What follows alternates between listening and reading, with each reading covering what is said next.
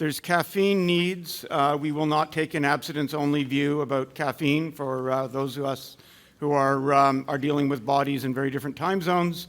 But I'd like to start moving on to our panel about the current challenges that governments face in smoking control. As we've already been discussing, this is a global issue, and we're bringing a global perspective to this, and that we're going to have Vasilis from Greece, Carl from Norway, Sharifa from Malaysia, and Michael from Cyprus. And each of them bring their own perspectives, but the question we've been asking is it important to integrate harm reduction into what we're doing to try to deal with smoking in various countries around the world? How important is this? How might we do it? What are we seeing in terms of the results? And for our speakers, I've been asked, Vasilis, that you want to speak last, in which case I will move to Carl Lund from Norway to start with his presentation, if we can arrange that. Well, thank you, David, and good afternoon to you all. Hi, can you hear me? Yes. Okay, yep, good. Terrific. Yes, thanks, David. Good afternoon to you all, and congratulations to Mareva for a terrific talk. David, I'm living in a country where smoking initiation among young people is below 2% at the moment, and where the remaining regular smokers, approximately 9% of the population, they're dominated by persons over 55 years. So cigarettes will probably be a tiny niche product on the nicotine market within the lifespan of today's young generation. And in that prospect, the challenge that my government face in tobacco control might appear quite different from what is the case of in countries where smoking remains more prevalent.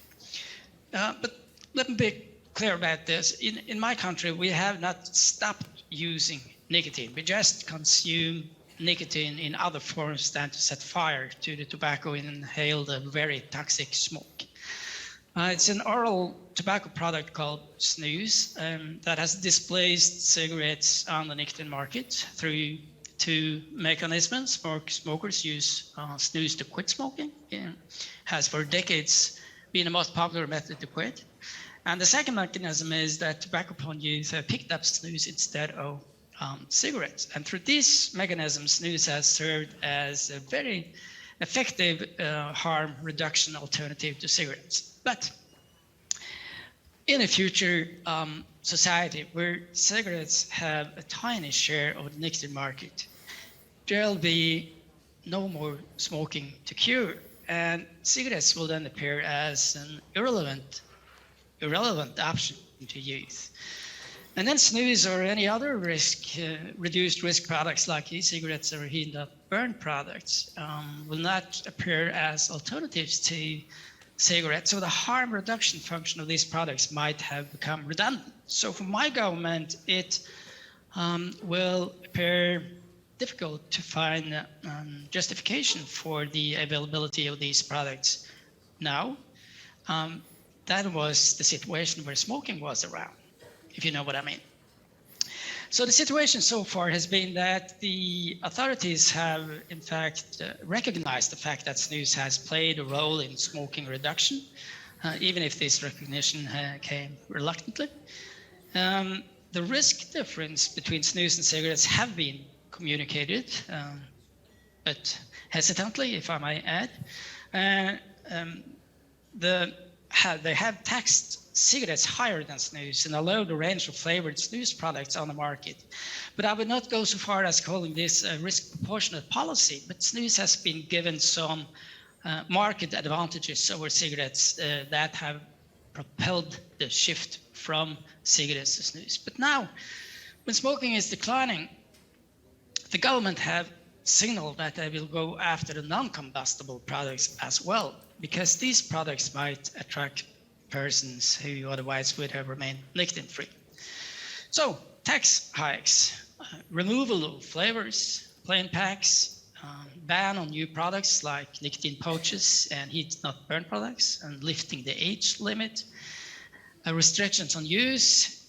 These measures are currently discussed and will probably be measures in an upcoming strategy plan where the aim is to minimize all kinds of nicotine use. Meaning that the fight against smoking now is about to morph into a fight against nicotine. So the tobacco harm reduction debate is about to be replaced by a debate where the authorities seek justification for restricting use of recreational nicotine products that, well, they come without much harm. So as a social scientist, it has been quite interesting to observe how this debate is about to play out and monitor the arguments applied on either side. So I think as a general impression, while the tobacco harm reduction debate mainly took place within the health paradigm, the debate about recreational use of low-risk nicotine products runs within a broader health, which includes aspects like paternalism and freedom of choice, like market dysfunctions, illicit trade, and black market, and whether regular use of low-risk nicotine products really can be classified as an addiction, and whether addiction to these products more are moral rather than a health issue, and whether also the fight against nicotine really is based on emotion rather than rationality. So that's where we're at the moment in Norway. So maybe later during the panel discussion, I would love to provide you with a more detailed overview of the arguments on either side. But I will let others in before that. Thank you. Terrific. Yeah, thanks very much, and stand by. Sharifa from Malaysia, can we call up? Here we go. Yeah. Hello. Thank you very much. Thanks for having me. I'll just share a few of my slides, very short.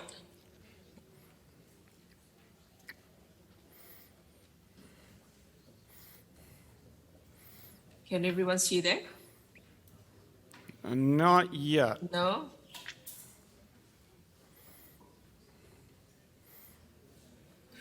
There we go. All right, okay. So I come from Malaysia, so it is under the Western Pacific region, under WHO's autonomy. So smoking is already an issue in Malaysia for so many years. So the cost of treating smoking-related diseases is estimated to be about 3 billion per year. Now, if you convert this is probably around 10 ringgit. Malaysia would be around maybe $2 or something like that. Mm-hmm. And it's coming up as well. The high prevalence rates of male smokers, especially 15 years old and above, who smoke is about 40%. Some literature would go as about 45%. So, and most of this would lead to relatively high tobacco smoking related disease per year. And it costs about 22% of our cancer death every year. The tobacco prevalence has mentioned as decreased, but for me, it's sort of stagnant for the past many years. 29.6 in 2000, and it's expected to reduce further. And for me personally, I think this is one of the reasons was because of the introduction of e-cigarettes into the country. However, in 2025, we still fall short of the Malaysian goals of 15% of smokers, as mentioned by WHO. And if you can see, most of our countries in this region, so we are somewhat, in between.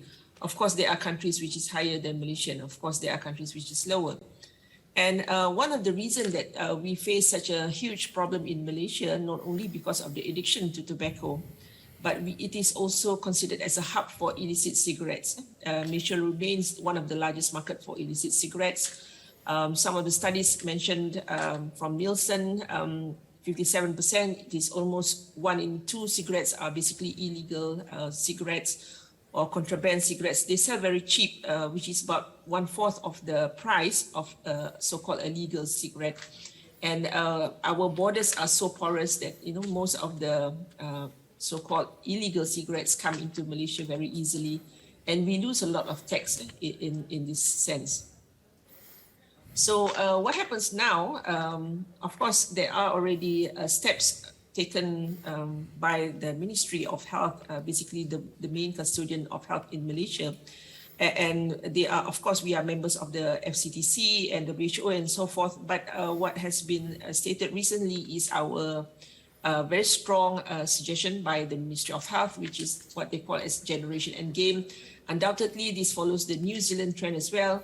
And this proposed generation tobacco ban, if this is passed in the Parliament this next month, and it will come into effect in the 2025, when those who are born in 2007 turns 18, and this is the age where they are basically legal to buy cigarettes.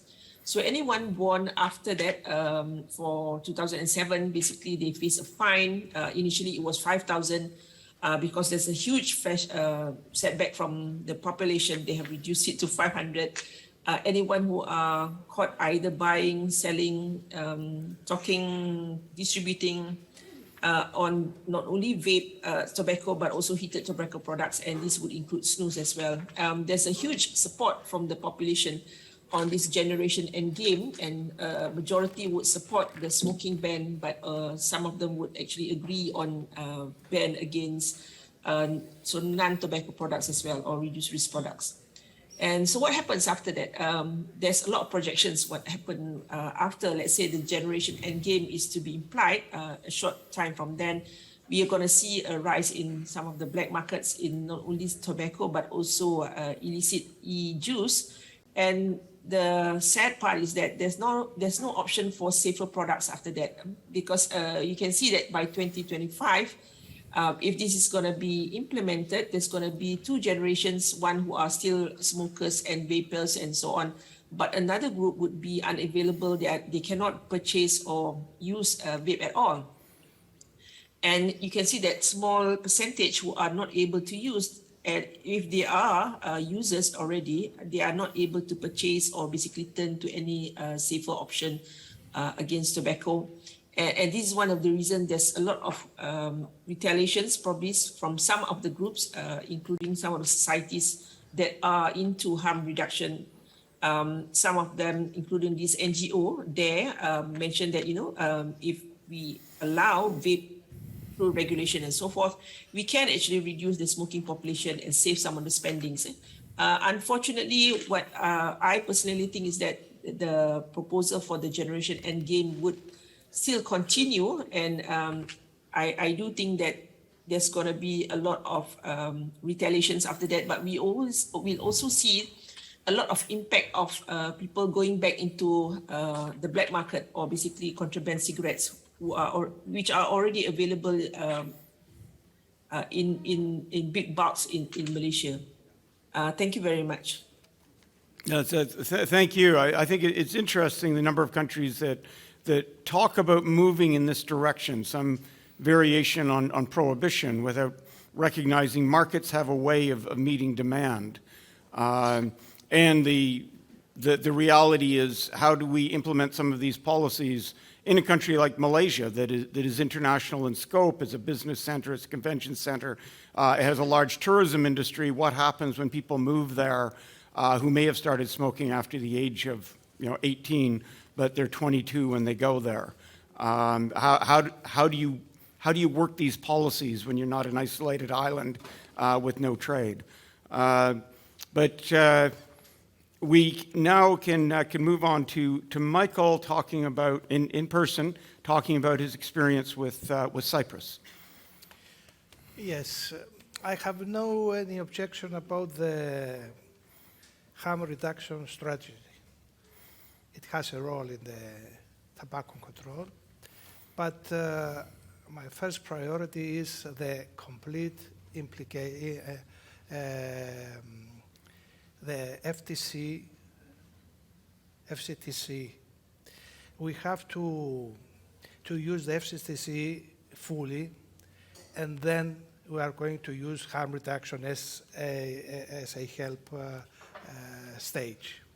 Unfortunately, we don't have one product in order to have the harm reduction. We have thousands of products, novel products, especially the e-cigarettes, and there is a problem.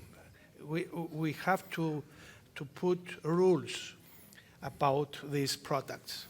The most impressive example of the harm reduction, I think, is coming from Sweden and Norway with the snus. They have impressive results about the implication of harm reduction in the control of tobacco. And, but there is one product, they control it, and that's, I believe, the reason that they have these impressive results. Is in case we want to use harm reduction, we have, first of all, to control all these heterogeneous products. And we have to know what we give in order to have the positive results. That's my comment. All right.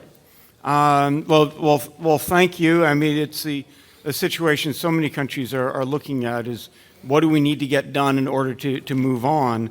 And that brings us to our last speaker. Vasilis has real experience on this as someone who is Minister of Health here in Greece and looking at what is possible to be done. So we're very interested in hearing what you have to say. Thank you. Good morning, everybody. Thank you very much for the invitation. My apologies because I just landed in Brussels and I have to leave you after this very interesting discussion for a meeting. I promise to be here with you today because the topic is very interesting and I couldn't miss it. I will use the hat of the former alternate Minister of Health, and I would like to say that what is the challenge governments face to answer your question. I will use the example of Greece, how we managed to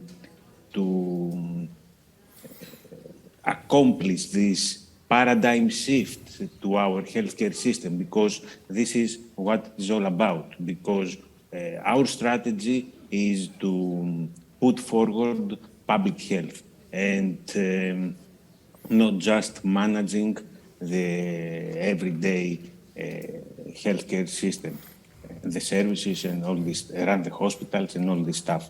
And it was very impressive because everybody who is a politician and governments is talking about the so-called political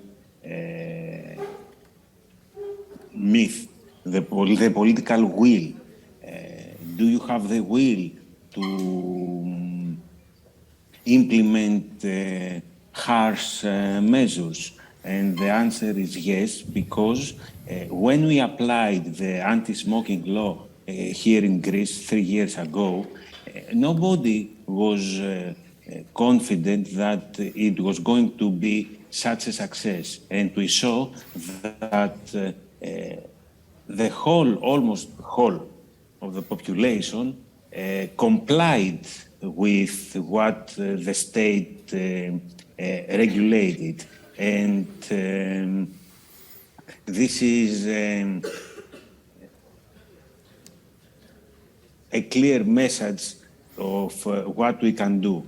Of course, we are not able, and we don't want from the one side to the other in one day. We cannot ban everything at once. So we have to do it step by step.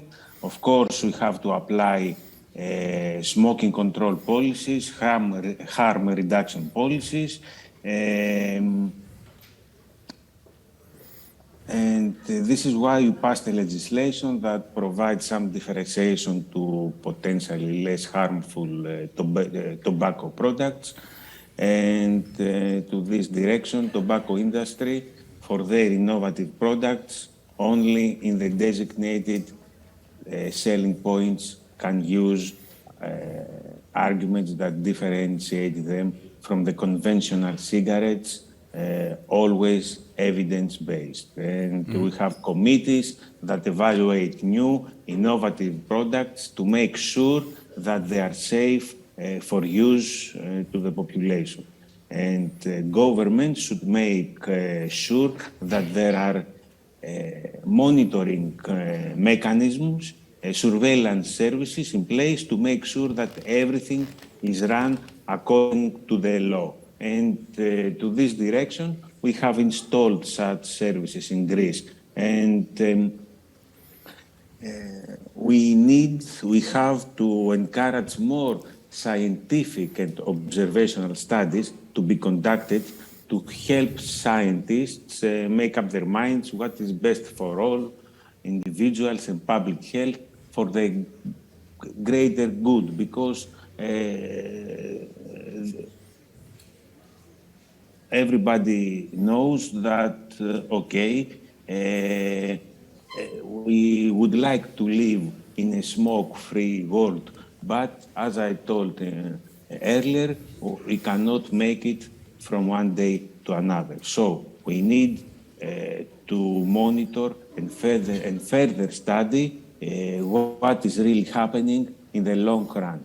And governments have the power, have the tools to install a regulatory framework and other tools to protect our young and native and naive from smoking.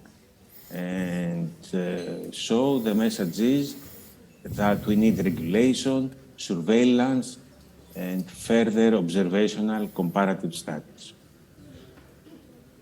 Thank you. All right. Thank you very much, and thank you for being able to join us. And you show your dedication by leaving the weather of Athens to go to Brussels. We are now open for questions. Whoever has the microphone, we have a question over here. And this is for the panel. Thank you so much for such great contributions. So actually I have two questions. The first one is, do you think that research programs involving transnational multidisciplinary teams with obligatory participation of the governments and industry with strong science communication components would be a key step forward to arms reduction, or is this just an utopia? This is my first question. The second one is that we are looking at the surface in the damage with the consumption. But sometimes if we go to the bottom, we get the beginning of why people consume and why did they get addicted and why they cannot stop it, even knowing the harm that they are causing to themselves. And we know that genetics plays an important role on these differential risks. So I'm not aware of the state of the art of these bottom factors, but what do you think about this and the importance of this in policy making decisions in arms reduction? Thank you. Sure. Thank you. So, panelists, we've got two questions here for whoever wants to start. The first being, would we benefit from having this multidisciplinary research that included health groups, governments, industry, in order to look at the facts and what we can do on harm reduction?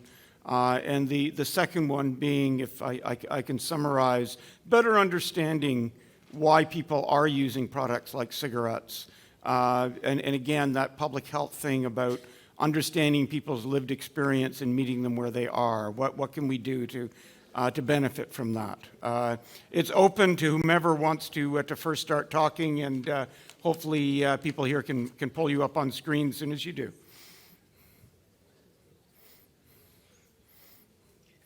Okay, I can start. Maybe I provide a short answer to the latter one. I think due to the pleasant effects from nicotine, there probably always going to be an appetite for nicotine in society. And I think our duty as researchers and regulators and policymakers, our duty is to identify and inform consumers of the least hazardous way to consume nicotine. So I think even if cigarettes will become perhaps a niche product, like in Norway at the moment, I think they will still be around making non-combustible nicotine products available, affordable, and attractive that probably keep the smoking-prone segment of the population away from smoking and keep cigarettes from return. So that was a comment on the latter one. I have no comment on the first question, I'm afraid.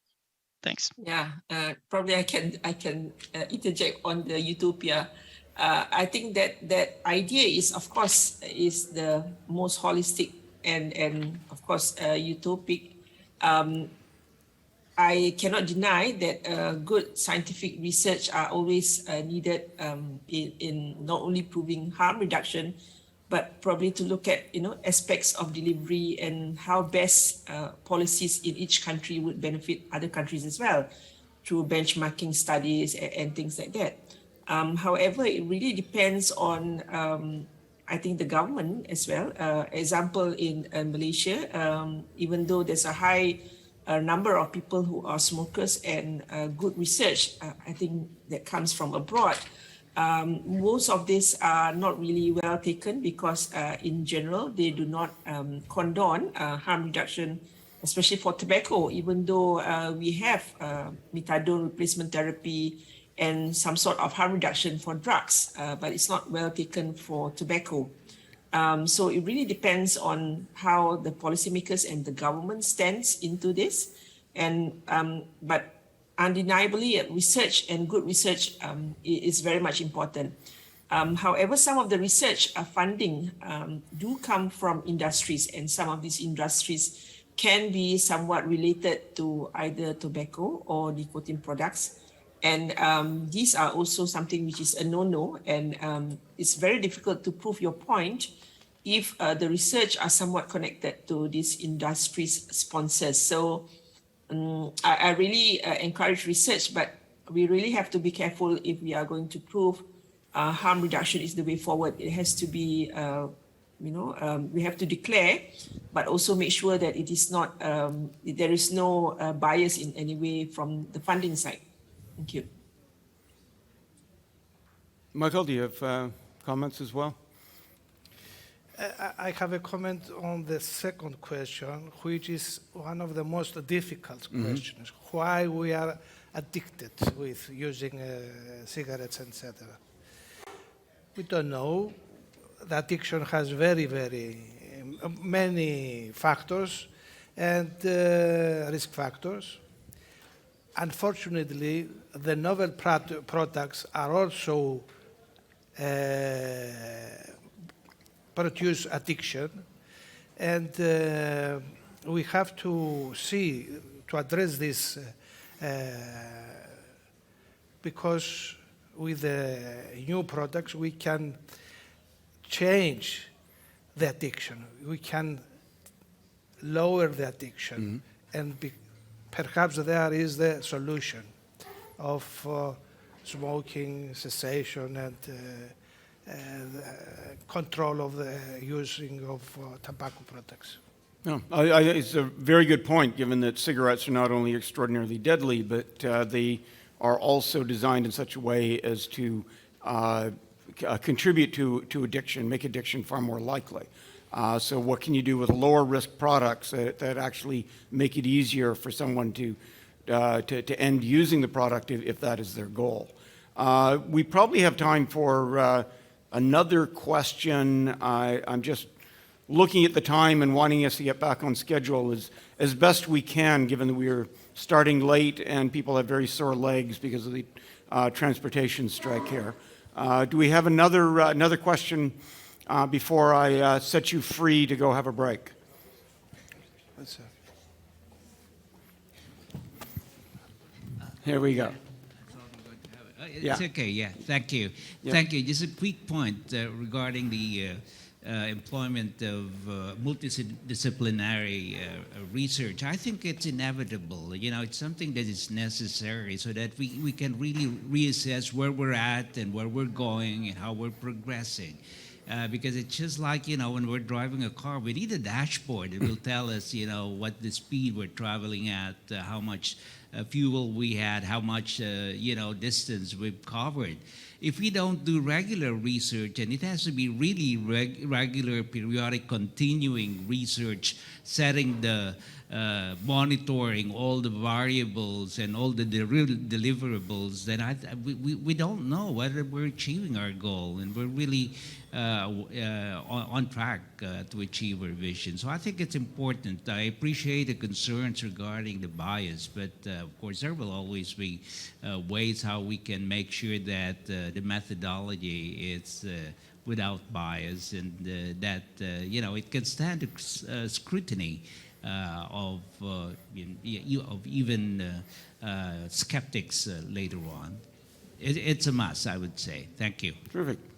Thank you. If there's no other pressing questions, I will thank our panelists and let you be free to go to the break unless the organizers have announcements that they wish to make.